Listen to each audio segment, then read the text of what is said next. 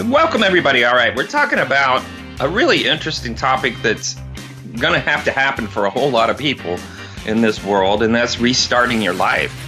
And it's, you can restart your life in many ways. You can do it in small ways. You can do it in big ways. But when you do it, always make sure you're doing it for the right reasons and you're not hurting other people. And that's a very good, thing to do. If you're making bad choices and you want to change that and turn it into good choices, it might be your attitude, it might be drinking, it might be taking opioids, it might be just one topic, one area, or it could be just the whole thing. We just need to up and move and do something different here. Maybe I just need to change jobs. Maybe I just need to change the way I see life. It can happen in so many ways. Maybe you get, baptized or something, and all of a sudden you decide to really give yourself to God. All that stuff can be an incredible life-changing event, and that's what we hope, that we continue to do that, adapting through life, because life is a process. It's not all about outcomes, and you have to enjoy the process to enjoy life. And that means you live in the moments you're in and not down the road and not behind you, but you live in the moment you're in with what you have, and you appreciate what you have and not what you don't have. And having that kind of peace is acceptance. You're able to reach all kinds of different goals and do different things with your life and make dynamic choices. And you also have your intuition when you have peace. And you have your entire bank of emotions. But when you live with resentments and anger, that usually takes up the space in the room, and we as people don't thrive like we need to. And so, whether or not we're granted a fresh start every year, which we always often make those wishes, and for January 1st, the world is set up that we believe it's possible, that we can have a fresh start.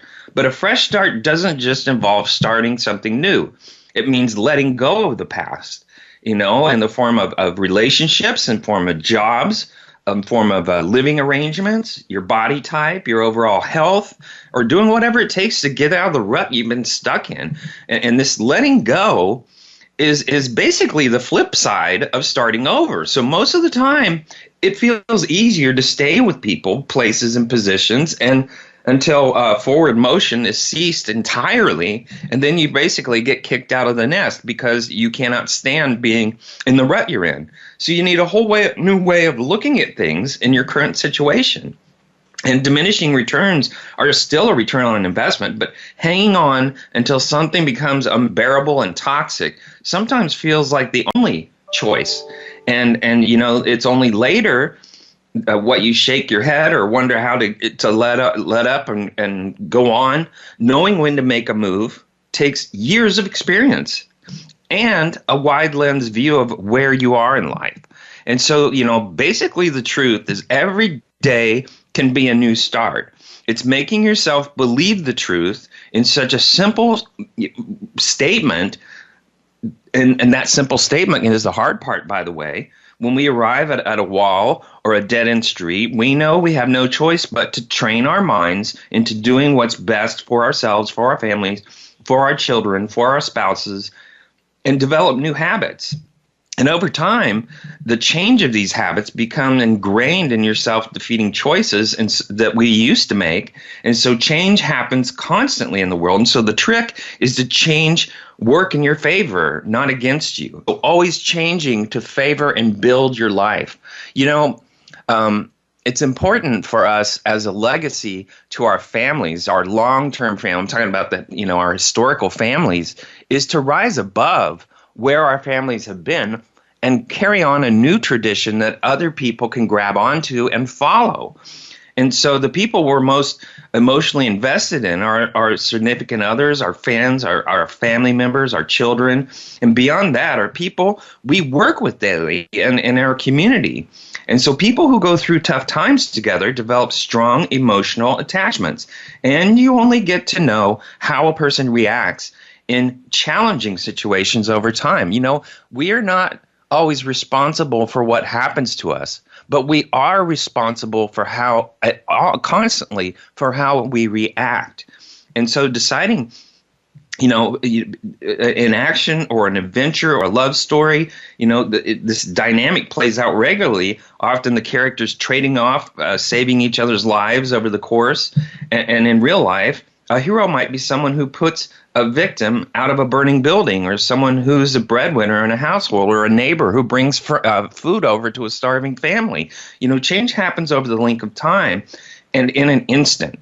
Deciding to start or stay in a relationship, a job, a community, that usually will hinge on the very idea of making a difference. And more, this is the deciding factor in people's lives, is how we make a difference for other people. That's our legacy. That's the legend of our lives. That, when we die, is what stays around. All your attachments, all your little, objects and things like that are just a pain in the butt for other people to have to either take it or take it to the dump, whatever. But, deciding to start, all these starting overs is needs to be a healthy thing. It needs to be a healthy choice. And when at the end of the year, when we turn the page on the calendar and it's a new year, now we want to consider all the habits, all the resolutions we want to break free from and reinforce. And just thinking about changing doesn't do the trick. You have to take action. You have to take small actions, and you have to take big actions. And that leads to the big and the little differences that we want to appear. But, when we look back on our days behind us, we want to be proud of many of the things, the good things that we've done in our life, and build on that. And as the change happens, like the way a walk happens, opening the door and having your feet carry you forward into a different day, this is a very important thing. And there's even science. There's a recent study that looked at the effects of fresh starts on performance, and the fresh start effect is what they called it. And so the idea is that a person can disassociate their past performance outcomes from the current ones. And so there's landmarks as an act of mental reset to help us get back on track and get us focused on our most cherished goals. And the most common fresh start, January 1st, the start of every new year, is no coincidence. For instance, gyms see upwards of a 20% boost in memberships. As a matter of fact, many gyms are built on boost. And the evidence has generally pointed to the benefits of fresh starts. They motivate a person to do better, to achieve a goal. But this research tells us that they don't always work. They can actually backfire and make us perform worse, not better. So, researchers say that it has to do with what comes before the performance reset. That means that what resources do we have to march towards where we're going, and do we have self-defeating thoughts? A lot of people will fall back on muscle memory and have those depressive, negative thoughts, and then they will follow those thoughts because it's easier to do that than actually change. You do fresh starts to be effective. When a person experiences failure before the restart, how are they going to react to the failure? Are you going to take it as a sense of learning? Are you going to take it as an opportunity? Or are you going to take it as, I can't get this done? Failure is directly tied to a person's pride. Many people think they should be an expert at something that they're just starting out doing. And that's a great disappointment, because it basically doesn't help you as a person to sit there and focus on your negative memories and your negative outcomes and your sense of failure and your sense of pride. If you sit in that stuff, you're basically creating enormous barriers to never move forward. Failure is an opportunity to learn, and that's all it is. And it's called the scientific process. Very important for us to understand. Scientific process is there for us to learn from our failures. That's how we evolve as creatures. That's how we evolve as people.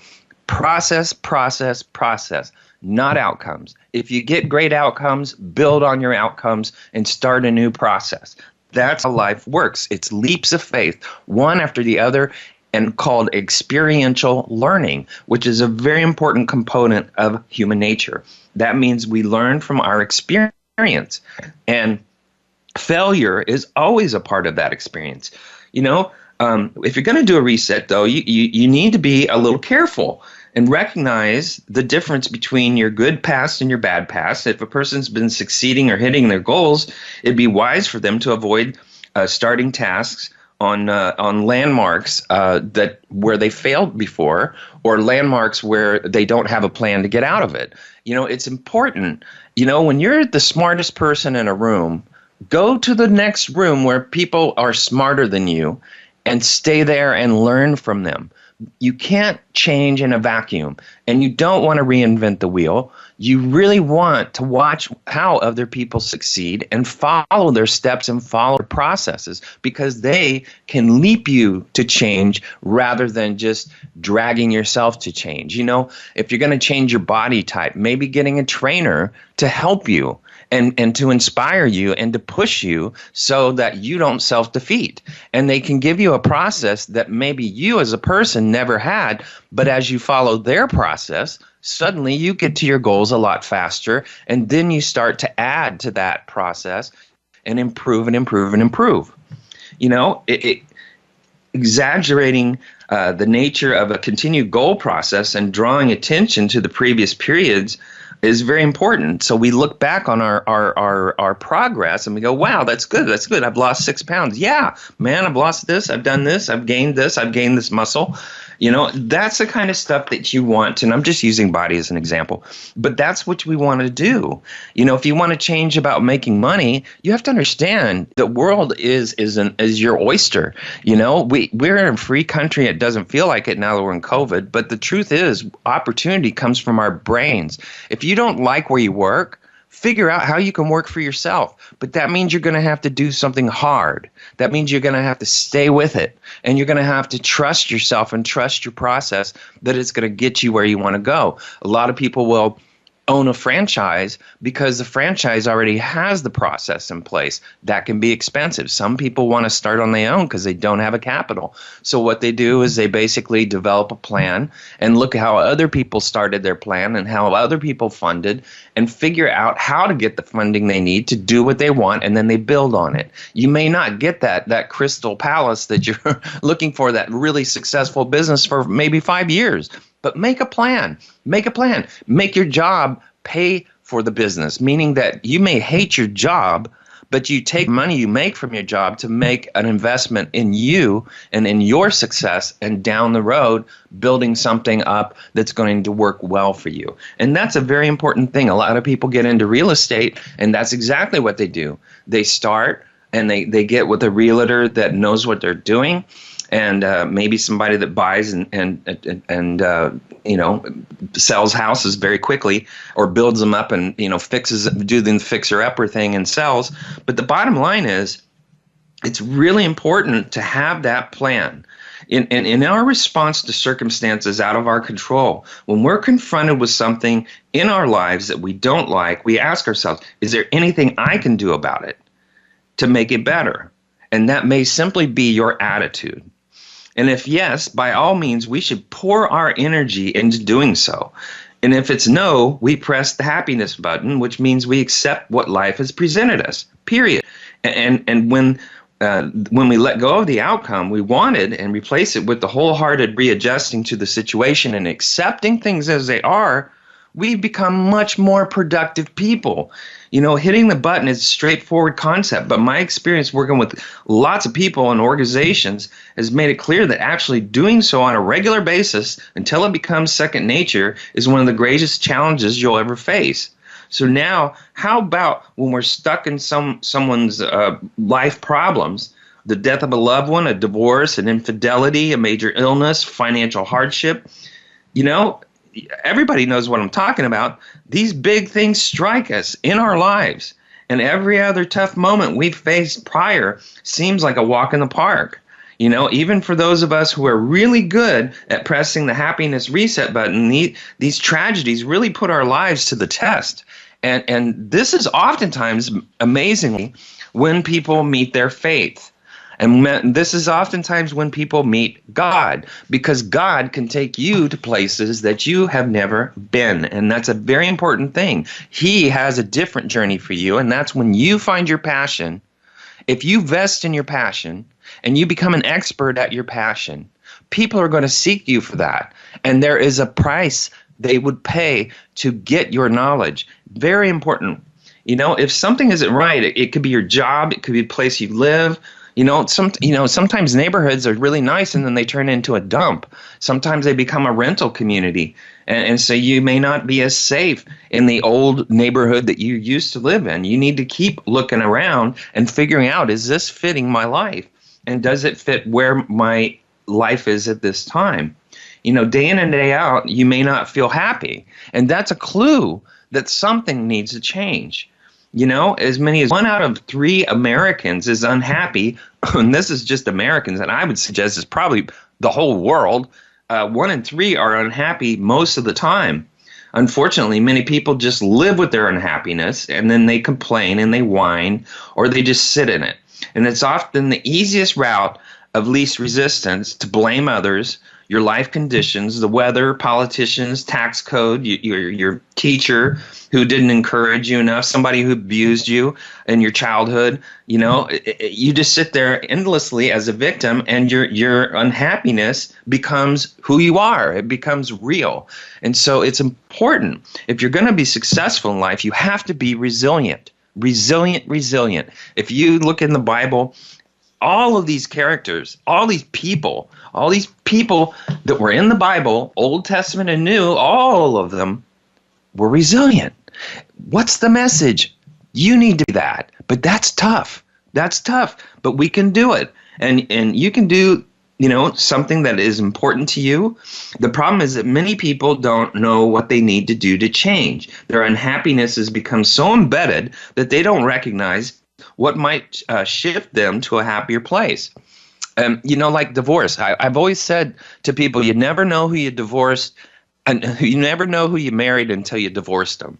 A lot of people just destroy each other during divorce, and by doing that, they put their kids in deep, tense stress and poverty. All right, we're going to keep talking about resetting your life, and I'm going to give you some tips, so come back. Welcome back, everybody. All right, we're talking about resetting your life. Restarting, figuring out how to make something change. Let's you really got to look at that stuff. It could be simple as if you have arthritis and you live in a cold, wet climate like I do, you may want to contemplate going back down to the south where you get a little more heat and relaxation, and maybe that's something that you want to do.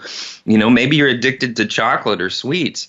Maybe there's a way to find that sweet tooth being soothed by a fruit or something that doesn't quite make you blow up like a balloon. There's all kinds of ways that we can restart our life.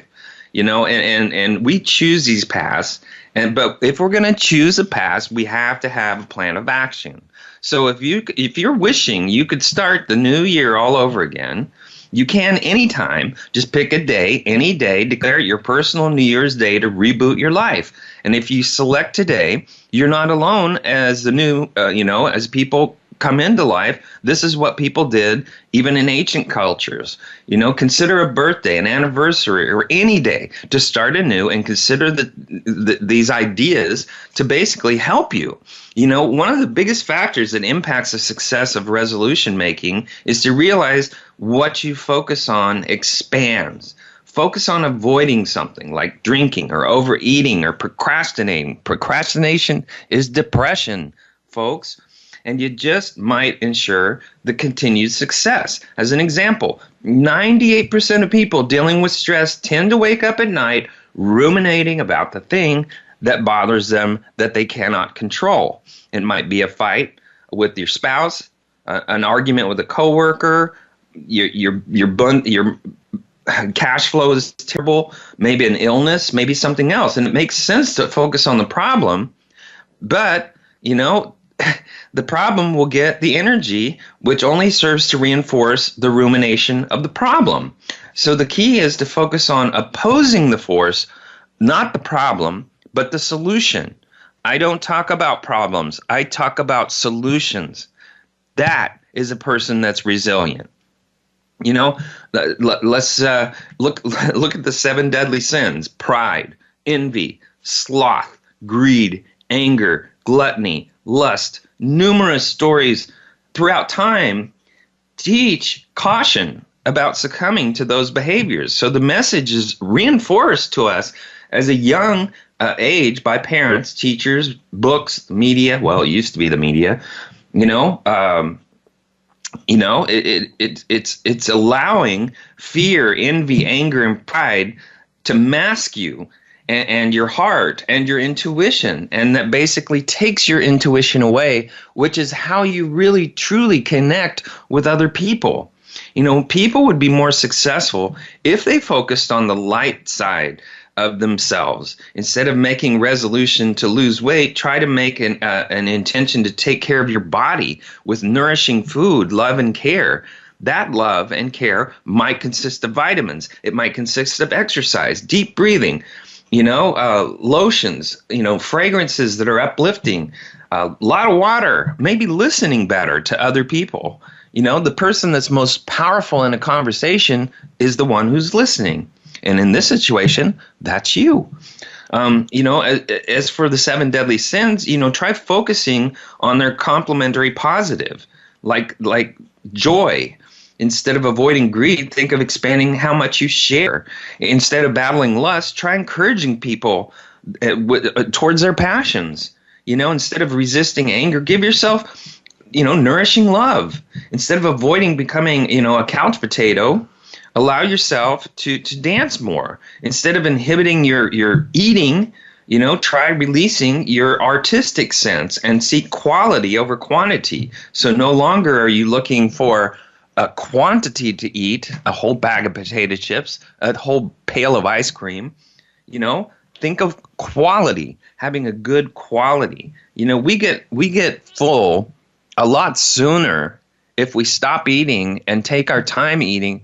Then when our body starts to send the signals when to stop.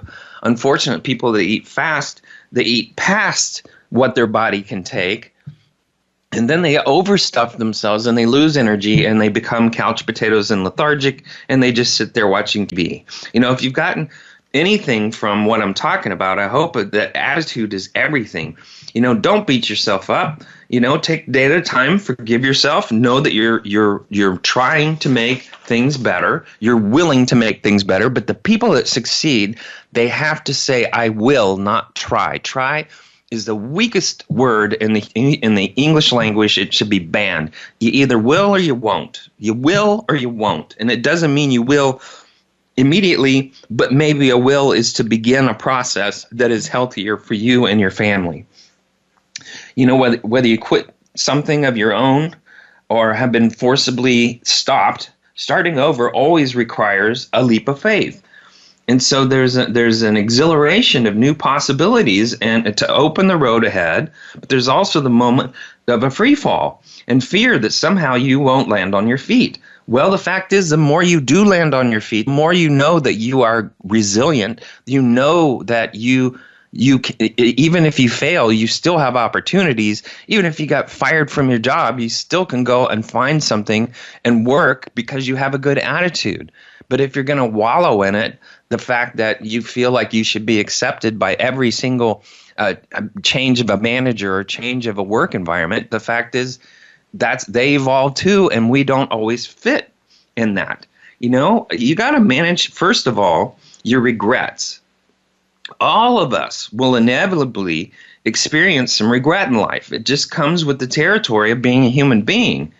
But with regret, it can either sink you at times of stress, or if it's processed, can actually act as a flotation device. And this is, I tell you, this is where God comes in.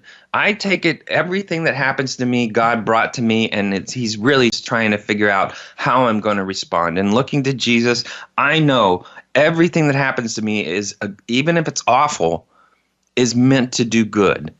And there are good things that can come from really bad situations. And believe me, I'm old enough to tell you, I've been through a lot, but I still get back up on my feet and I still walk forward and I do the best I can with what I have. And I'm not saying I'm a great example, but I'm telling you that you have that in you too. And you got to find that part of you. There's some debate about whether, Robert Frost said something, human beings tend to regret the road taken and not the road taken anymore. There's really an important thing. You take stock of your regrets, and you need to write them down so you can really look at them. Do they fall into the category of action or inaction? And what can you learn about yourself and your future intentions? Can I control this problem, or how can I solve this problem? If you're going to pound on the problem, you're never going to have an outcome. And it's like when you're attacking your spouse for doing something wrong, you just keep beating on the outcome that you can't control. And instead, you really need to understand the process of how they made the decision. How and what? How did you make that decision? What made you want to make that decision? So if you're going to talk to somebody that's an example of how you want to change and they've changed, what you want to do is the same thing. How did you do that? What did you do? And you'll usually find that it's not a quick fix. It's a process, and you got to stick with it. And if you do, you get the results that you want. You have to deal with that rumination that goes on in your brain to pound on the outcomes. If you're going to cry over spilled milk, it's true enough. But for many of us, getting, off the carousel of repetitive thoughts is hard. Sometimes it's not impossible, but we can do it. Your thoughts that are who you are. You are what you think. And so it's important to understand that if you're going to think negatively, that's what's going to happen. So people that ruminate and people that worry focus on what they fear, which is a negative outcome. And so they go to the worst outcome and then they never take action. Or what they do is just keep pounding on the problem. Pound, pound, pound. It's never a what or how. It's never a what can I do? What can I control? And what can't I control? We all make bad mistakes, every one of us. And when we make those mistakes, as dumb as they are, we have to understand that it happened, and it's something we got to learn from. And we take what we have, even if it's bankrupt at us, and we step back up and we work our way back out of the hole. If you've lost your job, like so many people do in their 50s, because businesses don't want old employees, and they don't want to retire people, and they don't want you to, they don't want to pay for your benefits until you die. They'd rather get contractors and replace the old people with young people, use them as much, run them as hard as they can, and then get rid of them when they're no longer fitting in. And so, this is how it works in these days, and it's hard to accept that. Because if you're 50 years old and you're trying to start your life again, well, you're 50 years old and you're wiser than most. Get back on your feet. It happened for a reason. Maybe it was you not doing the work, getting too caught up in not changing. Maybe you've got to decide to restart your life, follow a passion, and see what that does. It may double, triple what you used to make. You may become much happier. Maybe it's less money, but more happiness. And then you cut back on expenses. Cut back to the point that you can make your payments, and then fall back into a position where you can be free and freed up to make better choices for yourself. And maybe that will make your life longer and healthier. Think about your new goal in some abstract terms, and think about if your path is stopped and people need to be able to jump to another thing. Think about your goal in terms of moving away from the specifics of the situation to a more nuanced, deeper understanding, a faith-based understanding, having faith in yourself, having faith in God and your wants and your needs, and push you forward. So that means you look ahead. You don't look at your situation. You look ahead at what you can do to move through the situation. And then and adapting, that strategy. Say you're starting over from the ending of a loss of a relationship or a marriage. Finding another partner or spouse may seem impossible at the moment, but recognizing what you really want is an experience of closeness, shifts your vision, opens up new possibilities for action, and you may actually find someone in your life who can be more compatible and bring you more health and resources and change than you ever anticipated. And then you look back and go, man, that divorce was awful, and we've all survived it.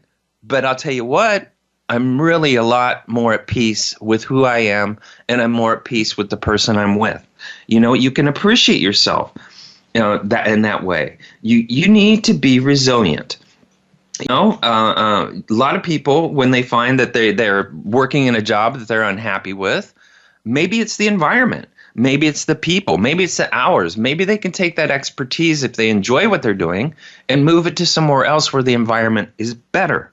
And so, it's an important thing to look at that. But you have to adopt the right mindset. If your mindset can be boiled down to full steam ahead, you need to be thinking and planning.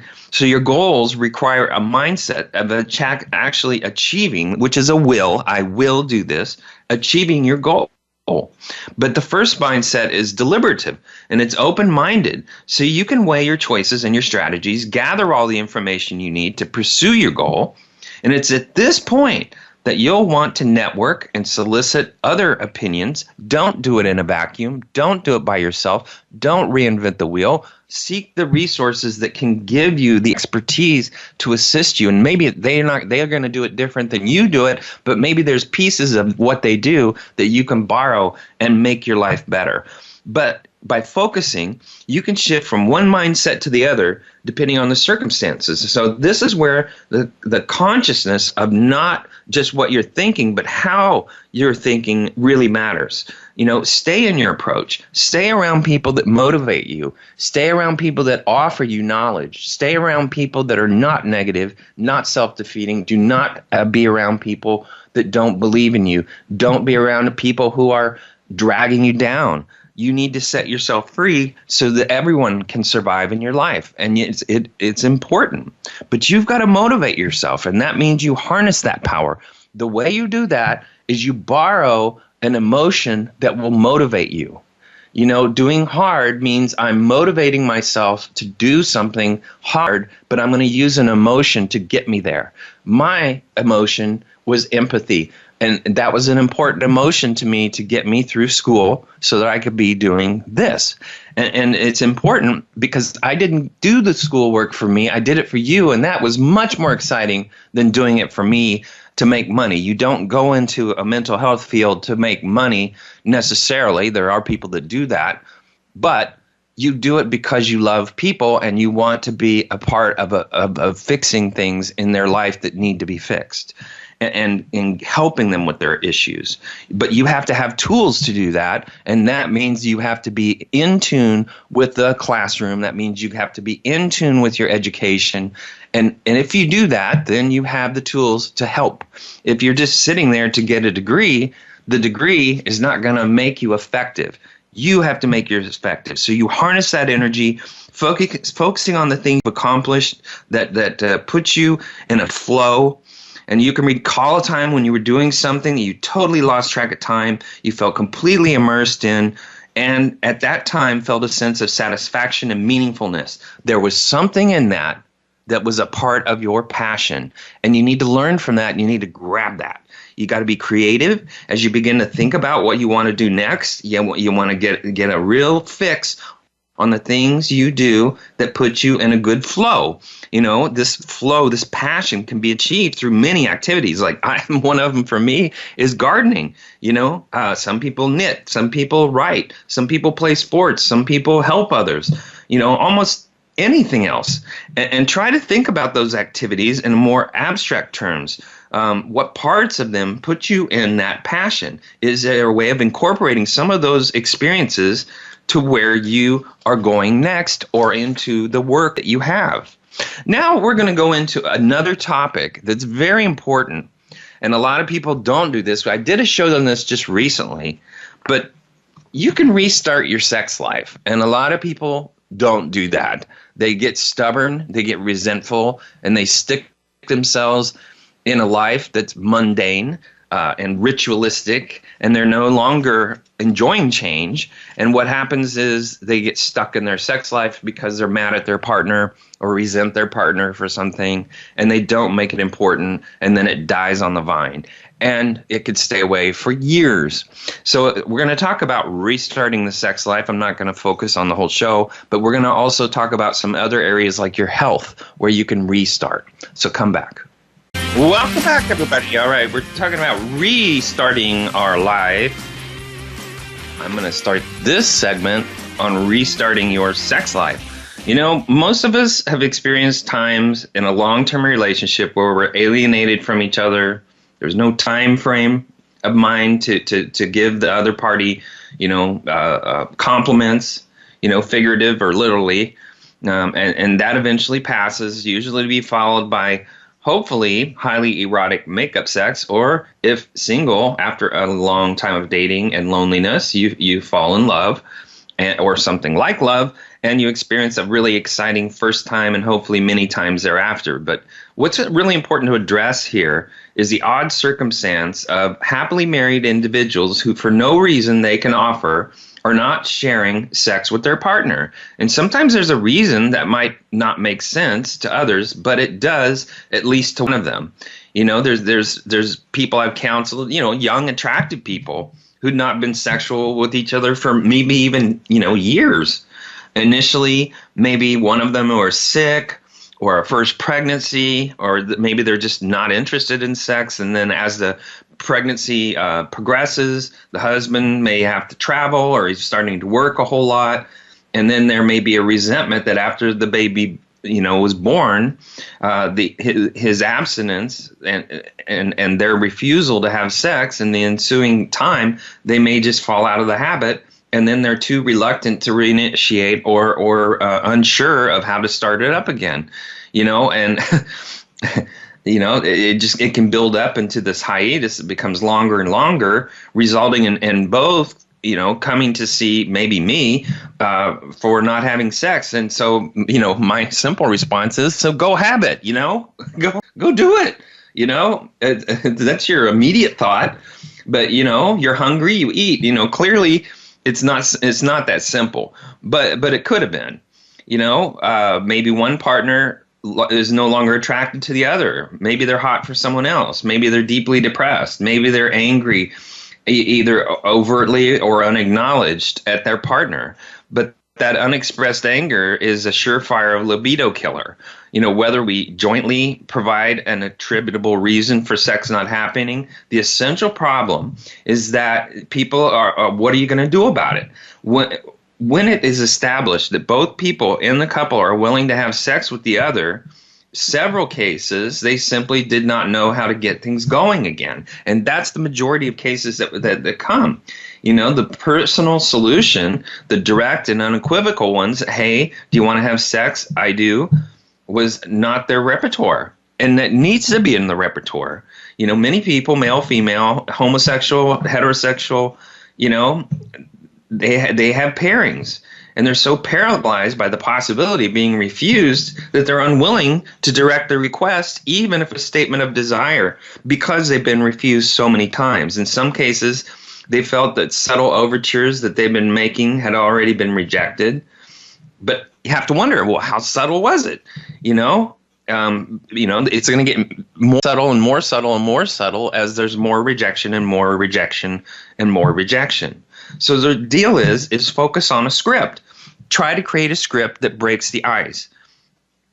Get yourselves back in touch with each other. Can you make a declarative statement such as, I miss being physically intimate with you. I miss our lovemaking. I love you and have been feeling very sad that we no longer are sexual with each other. Or I would love to make love with you again, but I'm afraid you'll reject me. And whatever words seem remotely doable to each person, acknowledge the situation, which is usually it has been avoided, like this elephant in the room. And it opens up the door for discussion. And the question is, why aren't we making love anymore? Or why won't you touch me? Can be easily led to blaming. And a simple declaration of one person's willingness and eagerness might avoid that. It might change the situation. Explaining why a couple are not having sex when they both express willingness is not as important as rectifying the situation with the help, of a therapist or there must be someone willing to shoulder some risk and take the first step, maybe a second step, after you go first, whatever, but somebody's got to take some initiative. And if there ever was a time when just do it offered great rewards and a payoff beyond the peril of risk taking, ending a sexual standoff is it. Just do it. Borrowing Nike. In your health, it's really important to build a buddy system. A friend, a spouse, a family member, even a paid coach. But buddies provide power. They provide inspiration, knowledge, and support. They also keep you honest and on track and provide a sense of accountability. And there's several reasons that buddies are beneficial, including the fact that you often take on habits of those nearest you. Positive and social psychology studies really show that you frequently begin to embody the characteristics of those whom you spend the most time. And this may be through peer pressure or a desire to fit in, or because your mirror neurons are driving you to be alike. But the social and emotional support buddies provide to seem better blood pressure, better sleep, greater capacity to conquer addictions, and people who have a significant support person also have greater longevity. And so it's important to be able to develop a buddy system when it comes to helping yourself. If you're addicted to drugs or alcohol, adding a buddy has a profound effect, increasing that number to 35% in some cases. And so there's a lot of research that shows that a buddy increases your tend to become a better person. They provide helpful hormones in your brain, like oxytocin. It also happens that feel good physical chemical response of feeling passion and intimacy and a sense of community. They'll help you attain your physical goals as well as provide an enhancement to your psychological makeup and fun. And it energizes you to achieve, and you're being recognized for what you're changing. And so having a buddy means you're held accountable, but you're also applauded. And that is a very important component. Also, you want to keep a devoted commitment to making motion. When you lose or decrease your risk of diabetes, of heart disease. And it also stands to reason that there's a benefit of being in better physical condition. So you should start an exercise program. And by the way, the first muscle in your body that really benefits from exercise is your brain. Your brain gets enormous assistance from exercise. And it's very important for us to do cardio. Just a little bit of cardio, 20 minutes of mild, just getting your heart beat up by 10 beats a minute more. 20 minutes of that is 60% of an antidepressant. Wow. I mean, isn't that great? Try to change your diet. Doing that is going to change a whole lot of things, including your attitude.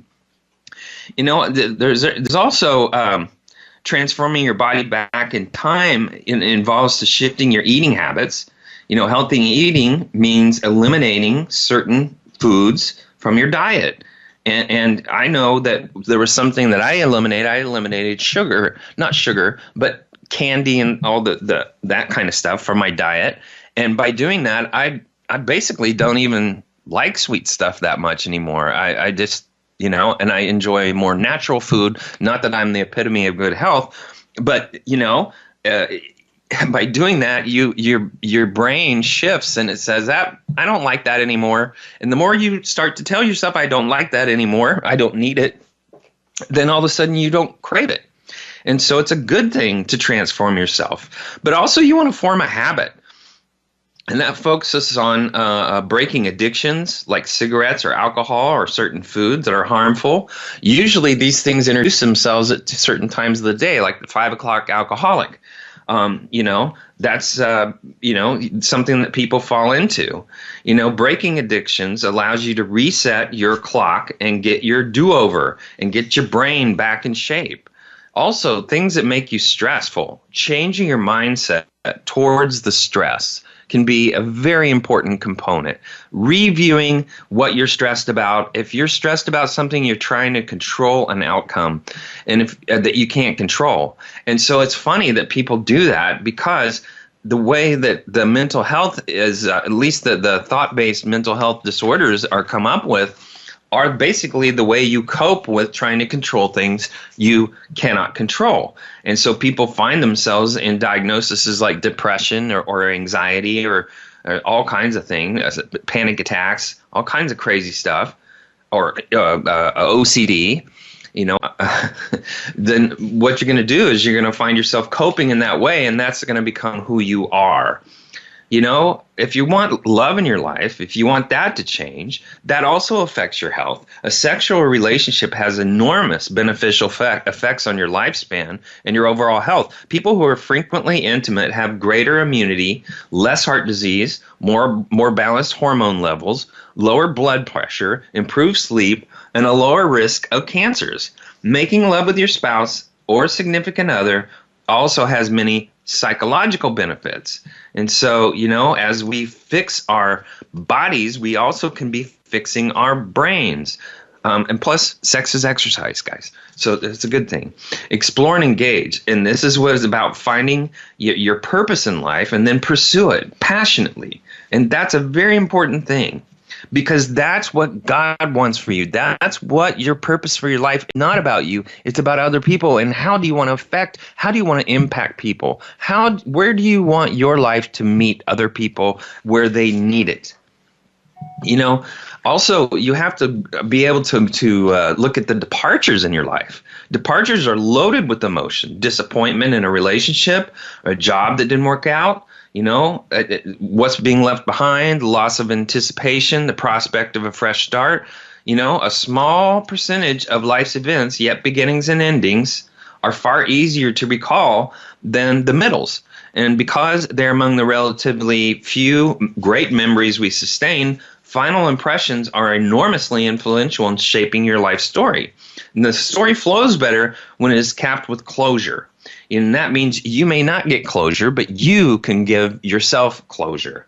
A memory that is no longer emotionally charged means you've accepted them. They're more open and with great feelings, and closed when they don't conjure up passion. So it's dramatic. It's very dramatic to just focus on things that end in our life, and they don't end on the way we want them to end. They've ended in a way that's forced on us. And so it can be really terrible if we make our life about that. But it should be that how you respond, and that's the big thing about this show is being resilient and getting back on your feet and walking forward and making something of your life. On the other hand, closed memories free people to pursue their goals because they aren't bogged down in the past. They're causing more of your memories is even good for physical health. And so, we dread goodbyes because of the dangers that accompany change and disruption throughout human history. But that's life. And that's why faith is such an important thing in life. Life is one leap of faith after the other leap of faith. And so we've got to look forward, and we've got to become, in a sense, ready to do a do-over or to do a change or to adapt. If there's a decision you're putting off or a change in your life that you want to make, but you're feeling too anxious to make it happen, do you keep asking everyone for advice that leaves you more confused than ever about, or do you want to focus on a plan? So if you're focused on a plan, you're focused on an outcome, but you have to have a vision for that. And you got to write down what's in the way and what you can do to change it.